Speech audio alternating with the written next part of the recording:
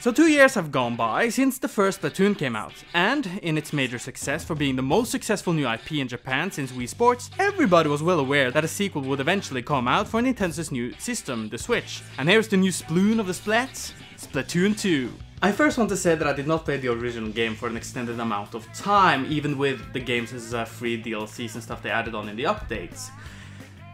So how the game is right now is a bit foreign to me, hence if I say something that does not make sense in this review in the content department, then I hope you can forgive me for that. However, Splatoon 2 is extremely similar to the original one.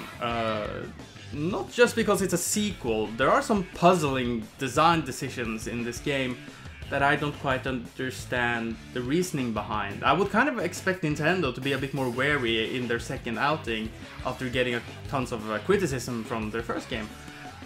But before we head into that, let's just start the review with the premise. In the world of Splatoon, you play as an Inkling, a shape-shifting human squid hybrid whose sole purpose is to fill the world in your colored ink, in the ongoing turf war that is the multiplayer, which is the biggest part of this game. The gameplay is really simple. You run around shooting ink from your weapon everywhere, which will allow you to move fast around in your squid form to refill your ink container while shooting down your enemies. Every weapon in this game are different from each other, from their stats to the mechanic of them, giving you also a special move that can be everything from a bazooka or a splashing superhero landing, and a sub-weapon, which can be a grenade to a cloud that will rain ink from above. The main objective in this game is not to have the best kill streak or defeat every enemy player in a shootout. In Splatoon, the focus is to spray the ground so that your team hold the greatest area with their color, which is what makes this series stand out amongst the other shooters out there, as you can't carry your team by just going a killing spree. Everyone can be good at this game, as you need to just shoot the ground. Though I will admit that sometimes it seems like my teammates wouldn't be able to hit water if they fell out of a boat. Seriously, look at that! Something else to look at this is Splatoon 2 has a story mode. The first one did so as well, but it was extremely weak. But during the advertisement for the sequel, Nintendo really pushed it, the narrative, showing that one of the Squid sisters had gone missing, Callie. A new group has taken stage from them, off the hook, one of them an Octarian, which is pretty much the evil adversaries of the Inklings. So I thought that, logically, because the first game did so well in sales, the narrative here would get all the love. I was wrong. This is pretty much a repeat from the first game, aside from the disappearance of the pop star Callie. The great sapfish has gone missing, stolen by the Octarians in Octo Valley, so Marie, the second member of the Squid Sisters, asks for your help to reclaim it. And that's about it. It works quite similar to how the Mario game does it. Intro cinematic, tons of stages, which you will beat by finding a regular sapfish, with bosses barring the way from each of the new areas. I will say that the story mode is better here in the way that the stages are a massive improvement from the first one, every one of them standing out in some sort of way. Many stages also introduce you to new weapons, and as I said earlier, these are all different in playstyle. This mode also works as a great tutorial, and not only in the shooting aspect, but also in the platforming, as that is the second half of these missions. And that's all there is to say about the story mode. Really weak in the narrative side, good when it comes to the stages, but overall, this should not be the main reason for getting this game. If that was the case, then you would only play Splatoon 2 for less than 5 hours. You can extend the timer by looking for the sunken scrolls, which are lore documents if you will. They can be sometimes a bit interesting, but most of the time, not so much. But oh my god, did they fix the hub world. I remember in the first game that I was looking for, you know, some of these stages, but the thing is that they are invisible to the eye. You have to shoot ink at them to kind of make the entrances enterable, if you want to call it that. But here, they fixed it.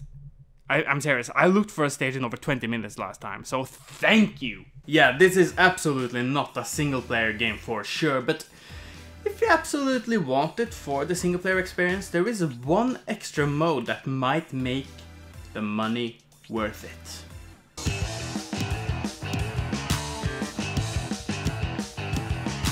Several online modes are here to be played. Regular match, which is a non-objective, pure turf war mentality of simply spraying most turf over your enemies.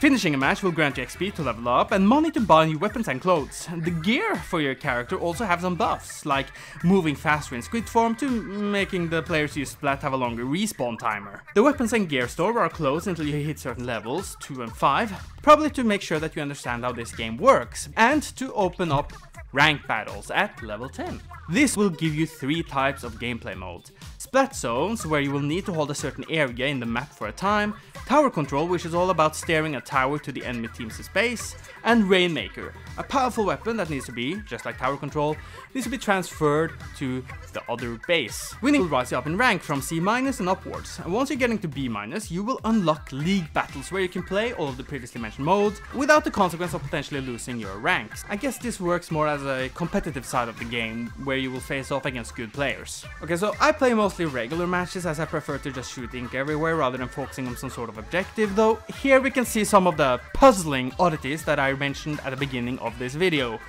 First of all, both in ranked and regular, only 2 stages hourly. If I remember correctly, it was way worse in the last one, but really, why limit the stages? Every match lasts 3 minutes, so if I have only an hour to play around in Splatoon 2, taking a break from making videos or something, I will only play these 2 same stages over and over and over again. This still makes no sense to me. Sure, they don't throw you out of the game every time they change your rotation to listen to Off the Hook every single time like the Squid Sister, but again, why limit things? And limiting the player they do, which can easily be seen in the new addition to this game series, Salmon Run. Now this is a fantastic mode. It's a horde mode and it's timed. Now in some sense I can understand it because you get really good rewards for playing it, but imagine people who don't have, that have jobs, the people who really can't play for an extended amount of time. Like, oh, okay, I have 20 minutes left to leave. Well, I want to play Salmon Run. Nope!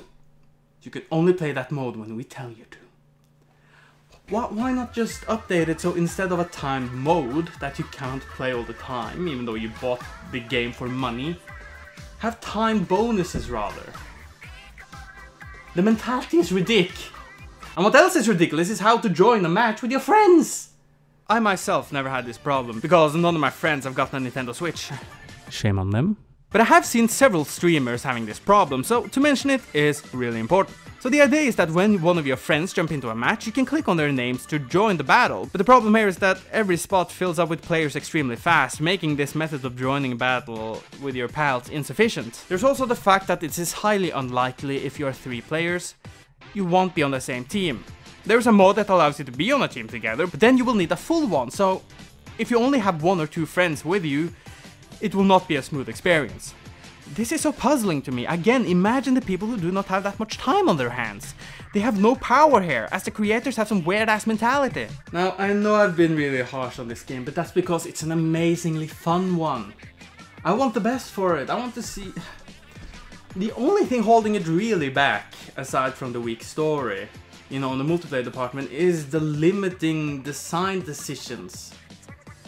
I really hope that they will patch stuff or open it up more and just give us the full experience without having to either wait or...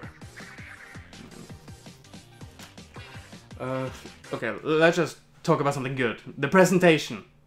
Visually, Splatoon 2 stands out. It is a colorful and vibrant game. Every stage and story mode looks amazing. The multiplayer maps are all over the place, all of them brimming with personality and just how they look. The characters are written with wit and love, and the new leading girls, who updates the player on the map rotations, patches, etc. I actually prefer Off the Hook over the Squid Sisters now, as I personally prefer their individualistic designs and personalities.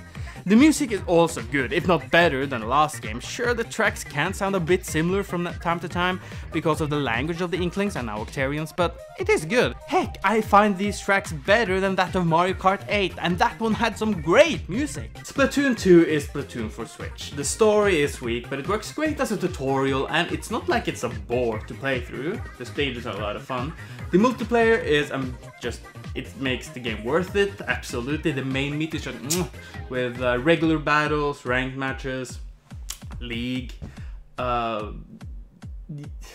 Salmon Run. The only thing holding those back are the restrictive nature. 2 stages hourly, Salmon Run sometimes not open at all. And because of this, the game will get a Dali painting out of Splatoon. If you liked the first one for the Wii U, you will love it here. If you didn't have it, I highly recommend it if you want an online-oriented game. Just a quick reminder, the single player is not make the game worth it if you only want it for that, but you know, it is there in the game, the little extra if you will. And the developers will obviously keep this game alive, as they love to just add on stuff constantly in updates. So there's that. But anyways, I'm KingJGrim, or the guy who once painted his room with a roller just sideways. Whatever you prefer, and I'll see you guys